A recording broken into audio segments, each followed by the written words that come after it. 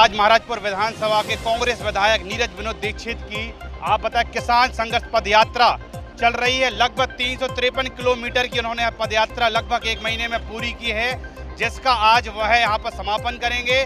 वहाँ पर तहसील चौराहा पहुँचेंगे। तहसील चौराहा पहुँचने के बाद तहसील का घेराव करेंगे, जन समस्याओं के मुद्दों पर ज्ञापन देंगे। उसके बाद उनके साथ में आज कई पूर्व मंत्री और कई वर्तमान विधायक और पूर्व विधायक कई लोग आज उनकी इस यात्रा में शामिल होंगे। तहसील के पास एक बड़ा पंडाल उन्होंने लगा रखा है। उनकी यात्रा चलकर बिलहरी से चालू हुई थी आज की, और यह यात्रा अब चलकर कोठी चौराहा पहुंच रही है। जैसे ही क्षेत्रीय विधायक नीरज विनोद दीक्षित होंगे, हम आपसे उनको रूबरू कराएंगे किन मुद्दों को लेकर उनकी संघर्ष यात्रा निकल रही है।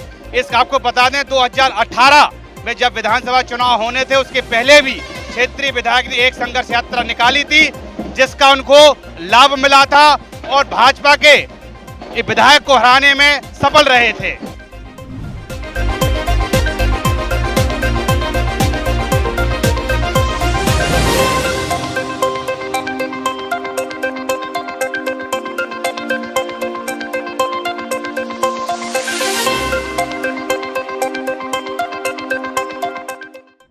नमस्कार साथियों, आज एसएस मीडिया पर क्षेत्रीय विधायक नीरज दीक्षित जे आपकी 21 दिनों से किसान यात्रा चल रही है, क्या उद्देश्य है इसका?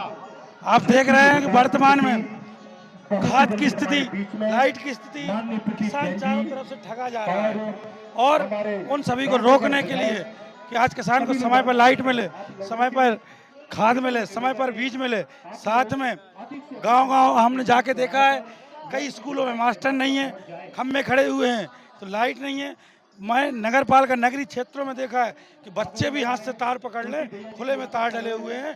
वो स्थिति इस विधानसभा की, इस क्षेत्र की है। ये लड़ाई हम लड़ने निकले हैं, क्योंकि कई बार हमने प्रयास किया, सुधारने का प्रयास किया, सुधरती भी है, लेकिन उसमें भी घोटाला होता है, भ्रष्टाचारी की भेंट चढ़ती है। प्रदेश के मुखिया 5 अगस्त को आए थे, कई सौगात नौगांव को दे गए हैं। क्या सौगात दे गए? कि नया 100 बेड का अस्पताल होगा, 5 करोड़ का 100 मुक्त बस स्टैंड होगा, लाडली पार्क होगा। 100 बेड का अस्पताल आपको खुद पता है कितने दिन पहले काम चालू हो गया। आज नए सिरे से नहीं दे रहे, दोबारा भूमि पूजन किसी चीज का कर रहे हैं आके। लॉलीपॉप है। नया बस स्टैंड के कागज हम दिखाएंगे आपको। 3 साल पहले बिलहरी की जमीन हमने सर्वे करा के पूरी फाइल बना के रखी थी, और आज तक उसका बजट इनने पास नहीं किया, उसका टेंडर इनने डालने नहीं दिया। अगर ये बजट दे देते तो आज तक स्टैंड तैयार होता। कांग्रेस सरकार कह रही है कि बहनों को 1500 रुपए महीना देंगे, और शिवराज जी ने कहा कि बहनों को हम आने वाले समय में 3000 रुपए महीना देंगे। आप ये बताइए कि चुनाव हारते समय और चुनाव के समय जब इनकी प्रदेश देश में सरकार है, तो इन्हें तो पूरे देश में लागू करना चाहिए थी योजना। इनने केवल मध्य प्रदेश में क्यों लागू की? क्योंकि ये घबरा रहे हैं, ये चुनाव हार रहे हैं, सत्ता से बाहर जा रहे हैं, इसलिए बौखलाहट के कारण 1000 और 2000 बोलते चले जा रहे हैं। हमारी सरकार 4 राज्य में है, वहाँ हम 1500 देते हैं, 500 का सिलेंडर देते हैं, 100 यूनिट बिजली फ्री देते हैं, और 200 यूनिट का आधा बिल लगता है। तो वो योजना यहाँ क्यों नहीं लागू की? आपने 2018 में भी एक यात्रा निकाली थी, उसमें आपने विजय हासिल की थी। क्या इस यात्रा के बाद भी आपको आने वाले विधानसभा में विजय मिलेगी? हमारा केवल उद्देश्य क्षेत्र की मांगों को लेकर हम यात्रा निकालते हैं, केवल हमने उसमें नहीं निकाली थी। हर वर्ष हम कुछ ना कुछ करके इन क्षेत्र की मांगों को लेकर निकलते, क्योंकि यहाँ सत्ता हमारे पास नहीं है, विपक्ष दुर्व्यवहार करती है।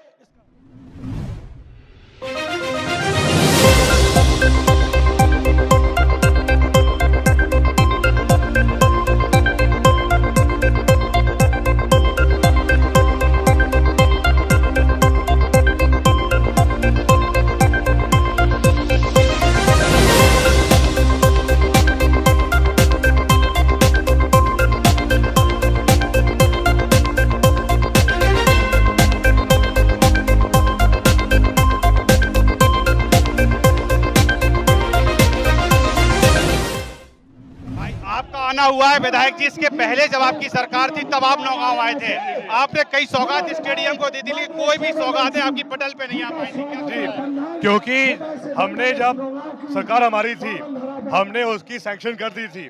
अफसोस की बात है सत्ता परिवर्तन हुआ तो वो काम रोका गया, लेकिन आप चिंता मत करिए, अब सिर्फ 3 महीने की बात है, सरकार पुनः कांग्रेस की बनेगी और जो सपना नीरज ने सोचा है नौगांव के प्रति वो पूरा होगा। कितनी कांग्रेस की आएंगी आपकी इस विधानसभा में? हमें विश्वास है कि इस बार से कम जो माहौल हमका है 170 सीटें को आएगी मध्य प्रदेश में। आपकी आगे पहले प्रदेश के मुख्यमंत्री भी 5 अगस्त को यहाँ पर होके गए हैं, उन्होंने कई बड़ी सौगात दी है यहाँ पे, कई बड़ी सौगात दे यहाँ पे मुख्यमंत्री 5 अगस्त को। वो तो 18 साल से घोषणाएं कर रहे हैं, लेकिन कहाँ साथ पाई हैं।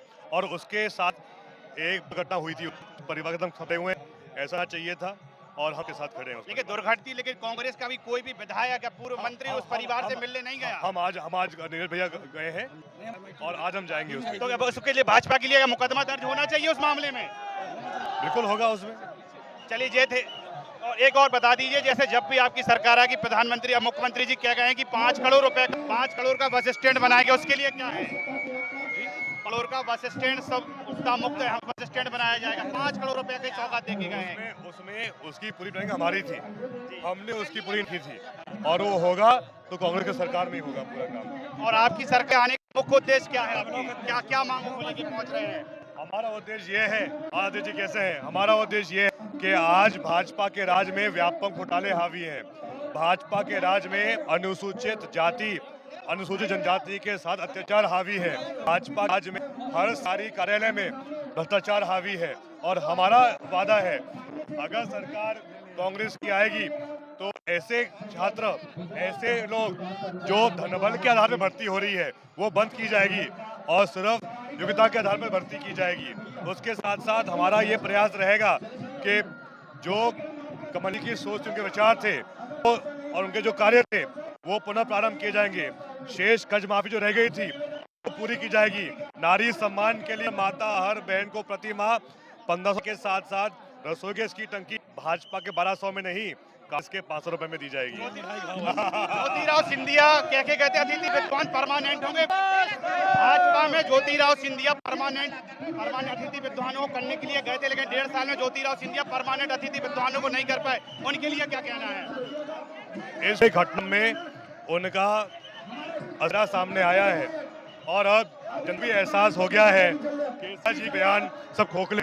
चलिए ये थे जयवर्धने सिंह, उन्होंने ज्योतिराव सिंधिया के बयानों को खोखला बताया है, क्योंकि ज्योतिराव सिंधिया भारतीय जनता पार्टी में विद्वानों को परमानेंट लाने के लिए शामिल हुए थे, लेकिन 1.5 साल बाद वक्त निकल गया, लेकिन अभी भी कोई भी नए सरकारी पद दिलाएंगे जिससे कि जो हमारे पंचायत का युवा है उसको रोजगार का अवसर मिलेगा।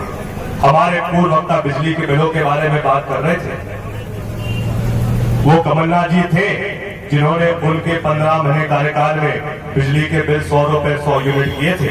लेकिन आजकल मैं आप सबसे पूछना चाहता हूँ, 4,000 में 5,000, अगर 35 करोड़ रुपए में 25-28 विधायक खरीदे हैं तो कहीं से तो पैसा वसूलेंगे ना वापस। और आज यही हो रहा है, किसानों से खुलेआम वसूली हो रही है। ऐसा क्या कारण है कि अगर किसान के ऊपर उसके खेत के डीपी पर बकाया होता है 30,000 रुपए का तो तुरंत लाइन में पहुंच जाता है। लेकिन जो मोदी जी के मित्र हैं, चाहे ललित मोदी हो, चाहे नीरव मोदी हो, चाहे विजय माल्या हो, ये सब के इन सब के ऊपर तो एक एक व्यक्ति पर 10,000 करोड़ का बकाया है। और ये तो आज विदेश में मौज कर रहे हैं। लेकिन अगर किसान पर बकाया होता है तो सीधा इनके कर्मचारी पहले तो बाइक कोड करते थे, टीवी कोड करते थे, अब तो ये लोग जमीन भी कोड करने लगे हैं। नोटिस आ रहे हैं तहसीलदार के माध्यम से, बिजली विभाग के माध्यम से कि आपने जहां कनेक्शन लिया है प्रदेश में ही आता है। यहाँ पर क्या दाम है पेट्रोल के आज? 110। लेकिन आप याद करो 2014 में जब सरकार कांग्रेस की थी, पूरे देश भर में कमलनाथ जी केंद्र मंत्री थे, जब पेट्रोल के दाम 55-60 रुपए थे। हमारा वादा है 3 महीने बाद अगर सरकार कांग्रेस की बनेगी, सबसे पहले जो शेष निर्माण स्टेडियम का रह गया था उसका हम भूमि पूजन करवा के पूरा करवाएंगे ताकि वो काम पूरा हो जाए। और इसके अलावा भी आपके जो अन्य काम है, हम सबकी जिम्मेदारी रहेगी कि आपके चरणों में रहकर आपकी सेवा करके आपका विकास करेंगे, आपके लिए दिन रात मेहनत करेंगे। आज आपने घेराव किया है, आम सभा की है, क्या उद्देश्य है, क्या परेशानियों को लेकर आपने ज्ञापन दिया है? हमारे लोकप्रिय विधायक नीरज दीक्षित जी ने लगातार 20 दिन की पदयात्रा की थी किसानों के मुद्दों को लेकर, और आज उसका समापन नौगांव में हुआ था। इसमें जो कुछ विशेष मुद्दे आज हमने रखे हैं, सबसे पहले जो महंगाई की मार भाजपा के राज में किसान पर पड़ रही है, जिससे कि आज हर किसान परेशान है। एक तरफ मोदी जी कहते थे कि भाजपा की सरकार किसान की आय दोगुनी कर देगी, लेकिन भाजपा के राज में, शिवराज सिंह जी के राज में किसान की लागत दोगुनी हो गई है और किसान की आय आधी हो चुकी है। इसी संबंध में नीरज दीक्षित जी ने लगातार 20 दिन की पदयात्रा की थी। आज इस यात्रा में हमारे सभी दिग्गज नेता, हमारे विशेषकर हमारे पूर्व केंद्रीय मंत्री प्रदीप जैन जी भी आज यहाँ मौजूद थे। हमारे छतरपुर के वरिष्ठ हमारे विधायक बजरंग चतुर्वेदी जी यहाँ मौजूद थे। हमारे युवा विधायक चित्रकूट के राजू भैया भी यहाँ मौजूद थे। हमारे वरिष्ठ विधायक राजनगर के नाती राजा भी यहाँ मौजूद थे। और हम सबका इसमें यही कहना है कि आज जो तानाशाही भाजपा की हो गई है, कहीं ना कहीं जो मांगे जनता की है उन पर सुनवाई नहीं हो रही है। और ये सिर्फ इसलिए क्योंकि आज भाजपा के नेताओं में जो अहंकार घमंड भर गया है, उसका ही परिणाम है कि आज किसान सड़कों पर आ रहा है, किसान परेशान है, पीड़ित है। और हमें पूरा विश्वास है कि जो माहौल इस बार दिख रहा है, बड़ा परिवर्तन होगा मध्य प्रदेश में। क्योंकि जो बातें कमलनाथ जी कह रहे हैं, अभी कुछ दिन पहले ही प्रियंका गांधी जी भी ग्वालियर में थी, जहाँ उन्होंने एक बहुत बड़ी घोषणा की है कि अगर सरकार कांग्रेस की आएगी तो 5 हॉर्स पावर तक जो बिजली के बिल हैं वो निःशुल्क किए जाएंगे। इसके साथ साथ जो बिजली का पुराना बकाया है पूरा किसानों का और आम लोगों का, वो पूरा माफ़ किया जाएगा। तो हमारी इसीलिए जो पूरे प्रदेश भर में हर ज़िले में हमारे प्रदर्शन चल रहे हैं, लेकिन कहीं ना कहीं जो स्थिति ज़मीन पर है, जो आज वास्तविकता है, पिछले 4 सालों में कोई भी भाजपा का नेता नौगांव नहीं आया, छतरपुर नहीं आया। अब चुनाव आ गए तो सब आ रहे हैं क्योंकि मौसम चुनाव का है, लेकिन ये लोग सिर्फ राजनीति करते हैं, जन सेवा का इनमें कोई भाव नहीं है।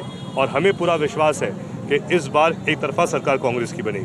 जी, मेरा एक और सवाल आपसे है कि मध्य छतरपुर के बागेश्वर धाम के पीठाधीश्वर धीरेन्द्र कृष्ण शास्त्री इस समय कमलनाथ जी की कथा कर रहे हैं, क्या इससे फर्क पड़ने वाला है चुनाव में? कमलनाथ जी ने स्वयं इसके बारे में कहा है कि दोनों हनुमान भक्त हैं। कमलनाथ जी, ऐसा आप सब जानते हैं, बहुत बड़े हनुमान जी के भक्त हैं। परम पूज्य धीरेन्द्र शास्त्री जी भी तो सब जानते ही हैं, बहुत बड़े हनुमान जी के भक्त हैं। और ऐतिहासिक कार्यक्रम छिंदवाड़ा में हुआ था 3 दिन का। आने वाले समय में विधानसभा में कितनी कांग्रेस सीटें लेके आ रही है? हमारा अनुमान है, जो हमें माहौल दिख रहा है, पूरे प्रदेश में हर जिले में इस बार परिवर्तन का माहौल है। और हमें पूरा विश्वास है कम से कम 170 सीटें कांग्रेस को मिलेगी। एक कर्तव्य दिखाने में 5 अगस्त को आया था, उसकी मौत हो गई। भाजपा की 5 अगस्त के कार्यक्रम में क्या उससे मिलने भी आप लोग आज जा रहे हैं? इसके बारे में विधायक जी ने स्वयं इसमें उन्होंने कहा है कि वो बहुत जल्द जो पीड़ित परिवार हैं उनसे मिलेंगे। लेकिन मूल बात ये है कि भाजपा सरकार के दौरान जो हर कार्यक्रम लाडली बहना का हो रहा है, इसमें लोग खर्च कर रहे हैं लगभग 5 से 6 करोड़ रुपए। अब याद रखना, 5 से 6 करोड़ रुपए हर सरकारी कार्यक्रम में खर्च हो रहा है लाडली बहना के नाम पे। लगभग अभी तक शायद 50 से 60 करोड़ रुपए खर्च हुए हैं सिर्फ मंच के कार्यक्रम पे, सिर्फ टेंट पे, सिर्फ बाहर के लोगों को बुलाने के लिए। और उसके साथ साथ जो कुछ ये लोग बाहर से बुलाए गए थे, उनका ऐसा हादसा हो गया, जिससे कहीं ना कहीं ये सिद्ध होता है कि जो एक सत्ता की भूख भाजपा में है और विशेषकर सस्ती लोकप्रियता का जो प्रयास ही कर रहे हैं, उससे ये सब चीज़ें हो रही हैं। लेकिन हम सब जो ये पीड़ित परिवार है उसके साथ खड़े हैं। अब तक भाजपा सरकार के द्वारा कोई भी राहत राशि उस परिवार के लिए घोषित नहीं की गई है। हमारी मांग रहेगी कि उस परिवार को पर्याप्त सहायता राशि दी जाए, ताकि जो एक बहुत दुखद घटना उस दिन हो गई थी और जो पीड़ित परिवार है कहीं ना कहीं वो उदास है इस बात से कि भाजपा ने उनका उपयोग तो किया यहाँ तक आकर प्रचार करने का, लेकिन जो दुखद घटना हुई थी इसमें किसी ने उस पर ध्यान भी नहीं दिया। सीएम साहब खुद यहाँ मौजूद थे, वो भी वहाँ तक नहीं पहुँचे। लेकिन हमारा तो इसमें एक ही बयान रहेगा, एक ही हमारी मांग रहेगी कि जो पीड़ित परिवार है उनको पर्याप्त मुआवजा और सहायता राशि मिलनी चाहिए। महाराजपुर में कांग्रेस के विधायक हैं, उसके बाद भी अगर देखा जाए तो कई लोग टिकट की मांग कर रहे हैं, क्या कहना चाहेंगे आप? सबका अधिकार है, टिकट मांग सकते हैं, लेकिन आज के प्रदर्शन से साफ दिख रहा है कहीं ना कहीं नीरज दीक्षित जी लगातार 5 साल जनता के बीच रहे, उनकी लोकप्रियता जनता के बीच है और मुझे पूरा विश्वास है कि आगे भी उनको जनता का आशीर्वाद मिलेगा।